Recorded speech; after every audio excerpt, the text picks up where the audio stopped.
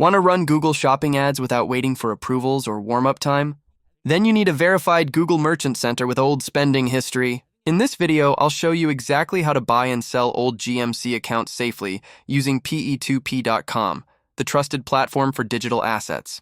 What is a Google Merchant Center account? First, let's quickly understand what a Google Merchant Center, GMC, account actually is. It's the tool that connects your product feed to Google Shopping ads. Without it, you can't list your products on Google's Shopping tab. And here's the twist. Older GMCs with past ad spend are more trusted by Google's algorithm. That means faster approvals, fewer suspensions, and higher ad performance. Why people buy old spending GMC. So why are marketers rushing to buy old accounts instead of creating new ones? Old accounts already have verified billing history. And they've survived Google's review and trust checks. You can start running ads immediately without the warm-up phase.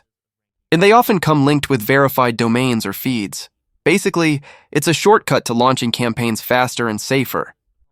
Pe2p is growing fast because it's built for digital account buyers and resellers.